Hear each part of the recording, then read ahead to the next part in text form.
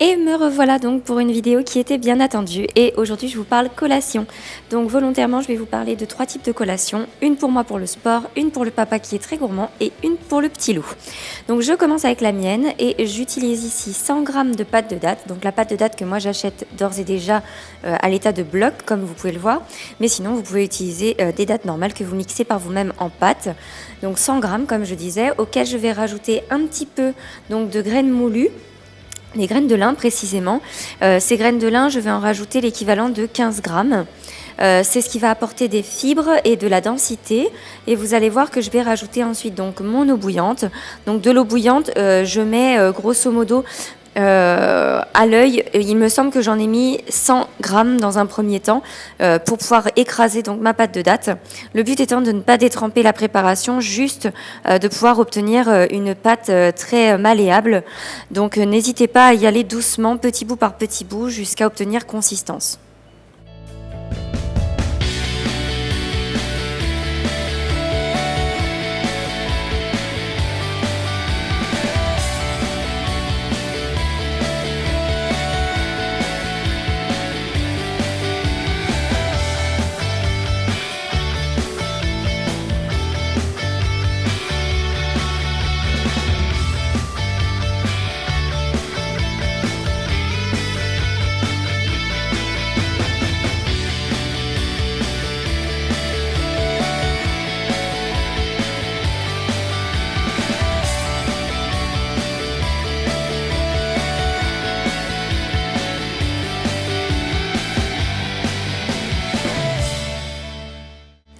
Je viens ensuite rajouter donc mes protéines, donc protéines de riz brun que j'achète sur le site Nu3. De toute façon, je vous mettrai le lien en barre d'infos. Et je viens en mettre donc 30 grammes. 30 grammes équivaut à 24 grammes, 3, quelque chose comme ça, de protéines pures. Donc avec cette recette, je vais obtenir 4 barres, comme vous le verrez après. Et elles seront donc très riches en protéines chacune. Je vous mettrai les macros en barre d'infos.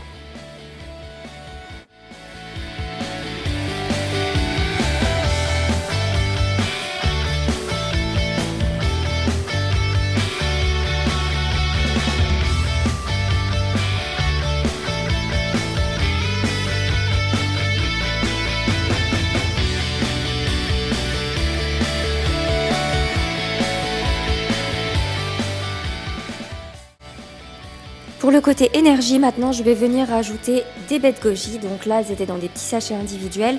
J'en ai mis donc 10 grammes. Et ces baies de goji donc, vont apporter énormément de vertus antioxydantes et énergisantes. Et je rajoute l'équivalent de 1 cuillère à soupe d'éclat de fèves de cacao cru pour apporter le côté croquant en bouche et au niveau du goût que ça va dégager dans les barres de céréales, c'est juste divin. Ça donne ce côté chocolaté sans apporter le côté matière grasse, etc. qu'on aurait dans du cacao pur et dur. Donc n'hésitez pas à utiliser ces petits éclats de fèves. Moi personnellement, je les achète chez Action. Donc si vous en avez un vers chez vous, n'hésitez pas, ça coûte pas cher et c'est bio. Et ensuite, donc, je vais venir mouler mes barres.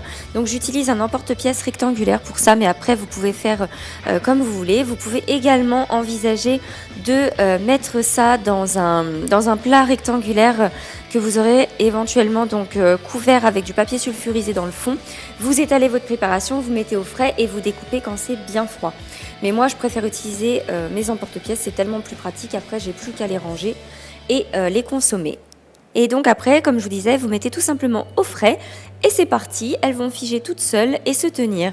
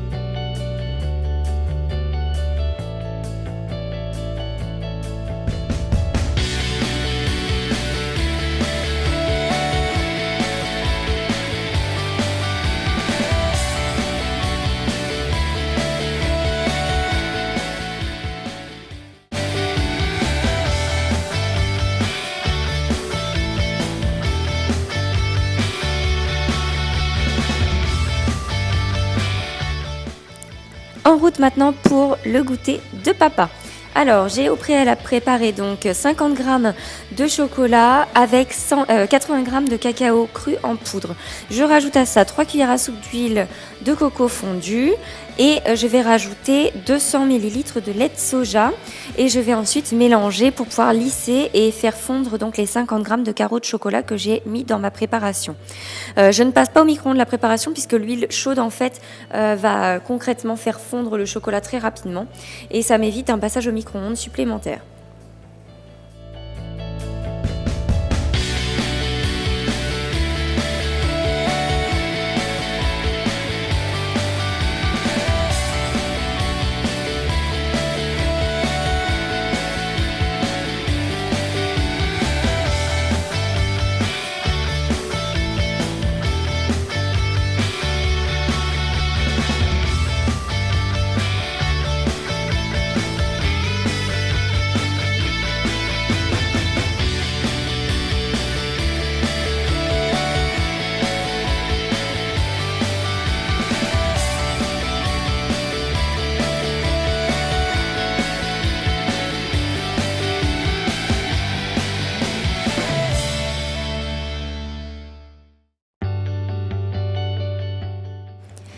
Une fois le mélange bien lisse, j'ai ajouté donc au préalable mes graines de chia que j'ai fait que j'ai fait tout simplement ramollir et dégager le gel de mucilage. Donc je ne vous l'ai pas indiqué au moment où j'ai fait l'action, mais j'ai mis 2 cuillères à café de graines de chia dans 4 d'eau tiède. J'ai attendu que le gel se fasse et j'ai donc ajouté à ma préparation. Et là je rajoute donc ma farine. J'ai mis 120 g de farine de sarrasin pour des protéines éventuellement, hein, c'est quand même mieux. Et 30 g de farine de coco qui va apporter la densité aux brownies, puisque vous allez voir ça va donner une texture assez épaisse.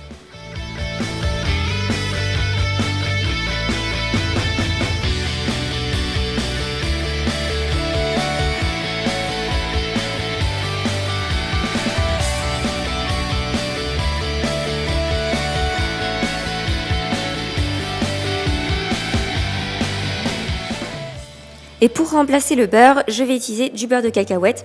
Donc le beurre de cacahuète et la farine de coco viennent de chez Nu3. Vous aurez tous les liens en barre d'infos. Et je mets donc 75 g de beurre de cacahuète. C'est l'équivalent d'une bonne grosse cuillère à soupe, hein, puisqu'il est très dense et extrêmement riche en protéines également, lui aussi. Mon homme travaille donc dans le milieu agricole. Il a besoin de beaucoup d'énergie. Pour de nouveau lier la préparation, là je viens rajouter 30 ml de lait de soja et ensuite je viendrai de nouveau rajouter 20 ml.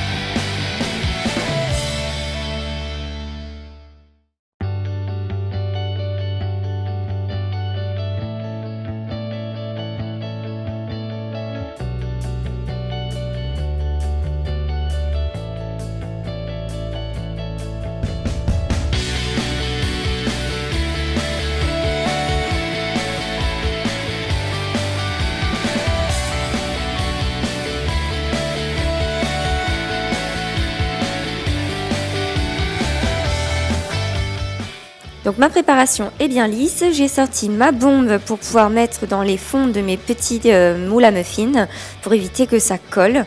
Vous avez vu que je n'ai pas rajouté de sucre, c'est normal, il y a une étape intermédiaire, vous verrez par la suite. Donc là, je mets ça, il n'y a pas de levain non plus, hein, comme vous avez pu le constater, il n'y en a pas besoin vu qu'on veut des brownies denses et nourrissants. Et donc, je remplis aux 2/3 mes petits moules à muffins. Et avec cette recette, j'obtiens 12 muffins.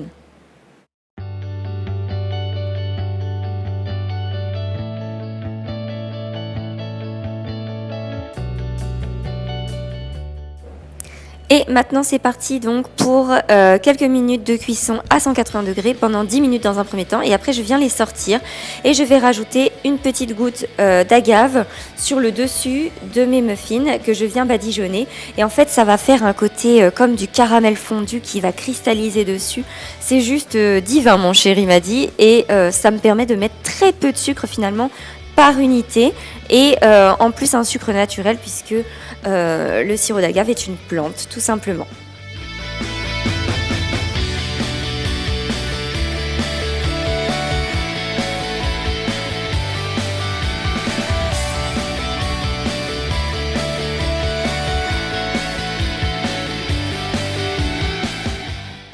Et une fois fini ce petit vernissage, ça repart au four et cette fois-ci pour 25 minutes.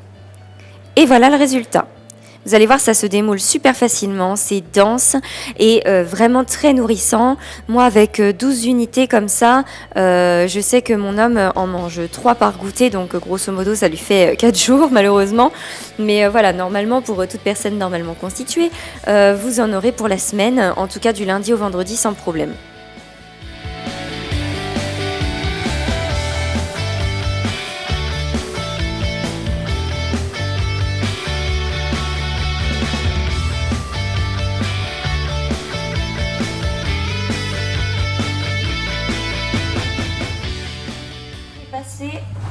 À des petits gâteaux pour mon fils. Comme vous pouvez voir, j'ai sorti tout ce qu'il me faut. Donc c'est une recette en fait dont je me suis inspirée via des sites pour bébés. Je sais plus si c'est Blédina ou un truc comme ça, enfin bref. Je me suis inspirée de sites pour bébés parce que comme je vous disais, j'invente beaucoup de recettes, mais ça ne vient pas de n'importe où, cette imagination, je l'ai bien de quelque part et en fait je m'inspire de blogs, de sites officiels type Manger, Bouger, etc. Je trouve qu'ils disent beaucoup de conneries, hein, ce genre de site, mais parfois il y a des bonnes recettes qui traînent, qui peuvent donner des idées, donc je m'en sers. Donc je vais avoir besoin d'un petit cul de poule, un petit gabarit. Je vais prendre un biberon de mon fils avec de l'eau. Je vais utiliser du sucre de coco, l'huile de coco. Je vais utiliser des céréales infantiles. Donc là, c'est celles qui sont vraiment pour les tout petits nourrissons. C'est la première qu'on donne, elle est nature. Elle est sans sucre ajouté, elle est sans gluten, il n'y a pas de lait. Elle est dès 4 mois, donc celle-ci, elle va pour tous les enfants à partir du moment où vous voulez commencer à leur faire leur premier biscuit. Cette recette, elle est pour vous. On avait voulu repasser Noan au lait Modilac, mais sans épaississant. En l'occurrence, il ne le supporte pas du tout. Le RGO est revenu puissance 10. Donc du coup, il me reste du lait à utiliser infantile et ça tombe bien parce que pour cette recette, j'en ai besoin. Un petit peu de bicarbonate. Il va falloir du jus de citron qui est au frais et de la maïzena que je vais attraper tout de suite.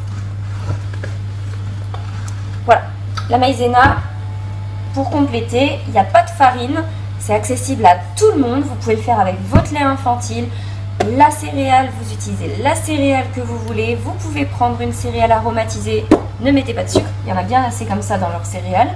Voilà, vous pouvez utiliser une autre huile que l'huile de coco, moi je trouve que c'est celle qui se détériore le moins à la chaleur, donc de ce fait je vais utiliser vraiment celle-ci et en plus ça donne un petit goût presque de noisette une fois qu'elle a cuit, donc je trouve qu'elle donne beaucoup de saveur. Et vous pouvez rajouter aussi des épices, et moi en l'occurrence je vais rajouter pour mon fils un petit peu de vanille en poudre qui va très bien se marier justement avec la coco. Je vais aller attraper mon jus de citron et je vous montre. Voilà, je suis au complet, donc il va me falloir déjà un petit bol et une cuillère à soupe. Donc là, la première étape, c'est de prendre des cuillères, une cuillère à café et une cuillère à soupe au niveau du matériel. Tout le monde a ça dans sa cuisine. L'huile de coco, je vais en prendre 3 à l'état solide. Oula. Alors ne faites pas comme moi, ne faites pas votre bœuf. Hein. Voilà. Et un petit peu encore pour compléter. Voilà. On y va avec les doigts, hein, de toute façon. Après, voilà. Hein, pour vos cuticules. Très sain l'huile de coco pour tout ça. Ça fait une protection sur les mains. Hop, il n'y a pas de perte. Voilà. Hop. le soin pour les mains de la journée, il est fait. Donc ça, je vais le mettre à fondre pendant qu'on va s'occuper des autres ingrédients.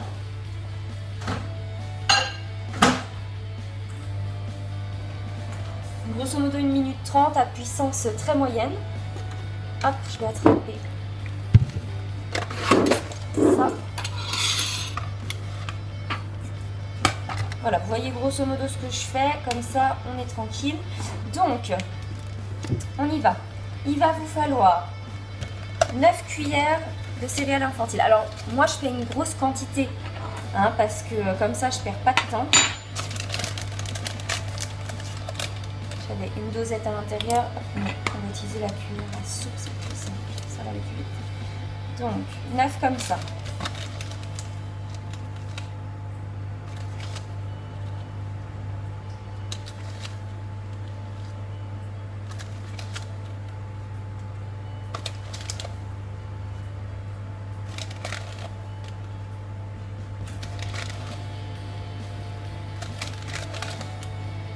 Et 9. Voilà. On la met de côté. On va prendre autant de cuillères de maïzena. Hop. Pas trop bombé, hein, les cuillères de maïzena. Faites attention, méfiez-vous quand même. Une.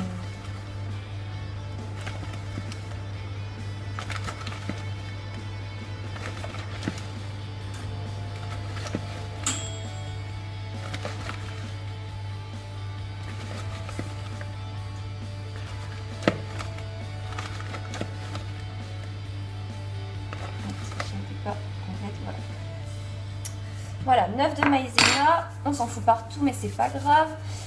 Il va falloir rajouter 3 dosettes de lait en poudre. Donc vous utilisez bien la dosette bien entendu qui est incluse dans votre boîte. Hop. 1, 2 et 3. Voilà. Hop, on surveille ça en même temps. On va cuire tranquillement. Ensuite, vous rajoutez là-dedans le sucre. Donc moi, j'en rajoute. J'utilise mes dosettes en fait de lait et j'en rajoute 1,5. Là. Idem, c'est là qu'on ajoute. Où j'ai mis ma vanille. Là. Hop, l'équivalent d'une bonne pincée de vanille. Et là, on a tous nos éléments solides qu'on peut mélanger. Si votre maïzena a tendance à faire des grumeaux avec les céréales infantiles, surtout vous essayez de les casser au maximum. De toute façon, après, vous allez les travailler, facilement cette pâte, hein, parce que ça va faire comme une pâte à biscuits.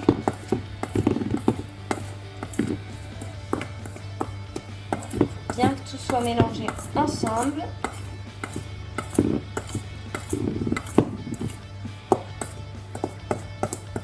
Et que ce soit très fluide. Vous voyez, ça devient même volatile tellement c'est fluide. Il n'y a pas d'œuf dans cette recette, donc ça correspond parfaitement à un régime végétalien. Attention, le mot dilacri, la vitamine D3 qui est à l'intérieur vient de la lanoline. Donc ce lait n'est pas vegan.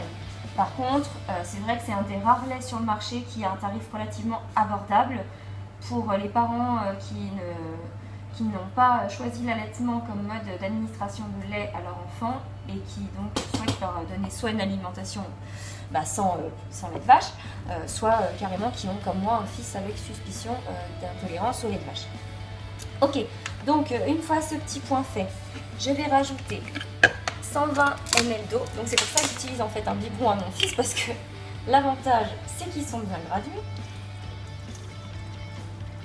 Comme ça j'ai pas à peser. Voilà. Là. C'est plus fermer une bouteille d'eau.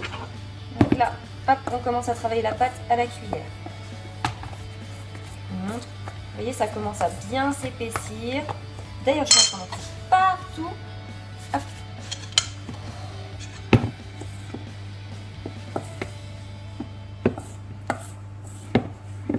Voilà, on commence à travailler avec la cuillère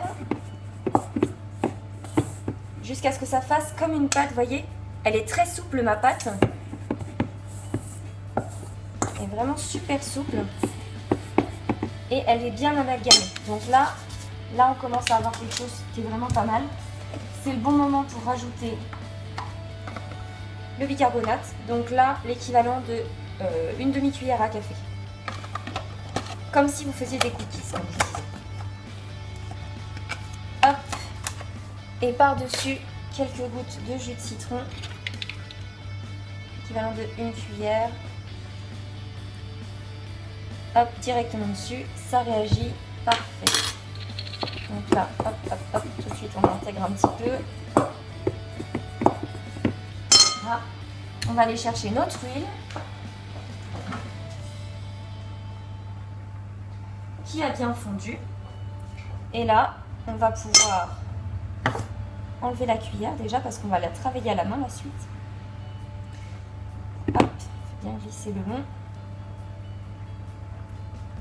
Ah oui, avec moi, faut pas hésiter à mettre les doigts, de toute façon.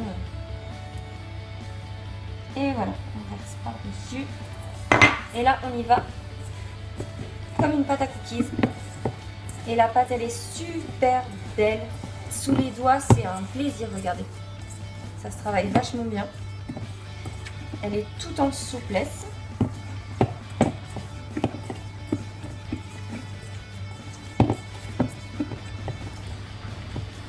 Et l'avantage du coup, c'est que elle va être très souple et elle va cuire en étant aérée puisqu'on a rajouté du bicarbonate.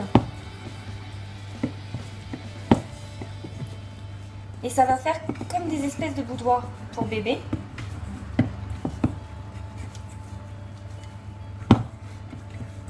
Là, moi j'ai envie de vous dire qu'avec ça, les enfants, s'ils ne se régalent pas, il y a un problème. Donc là, j'essaye d'assouplir ma pâte. Donc pour assouplir un pâton, je vous ai déjà montré dans une de mes anciennes vidéos où je faisais de la pâte à pain. Et en fait, tout simplement, vous l'achetez. Et là, ça va développer la souplesse et activer le pouvoir de lever. Et elle est magnifique cette pâte. Elle est tout en souplesse, c'est super. Voilà. Donc là, elle est pas mal. J'ai bien assez de gras sur les doigts du coup pour la travailler. Hop, j'attrape une plaque. Et au niveau des gâteaux, voilà, une petite boule qu'on travaille et qu'on allonge à la façon d'un boudoir, comme je disais. Hop, et on appuie. Et comme ça va gonfler, surtout, on les espace bien. Le but est de faire des biscuits qui soient proportionnels aux besoins de votre bébé. Donc moi, je sais que mon fils, grosso modo, un biscuit, vous voyez, à peu près de ce gabarit, qui fait la largeur de ma paume de main, c'est ce qui va lui convenir. Donc je forme mes petits boudins, j'appuie et je les espace.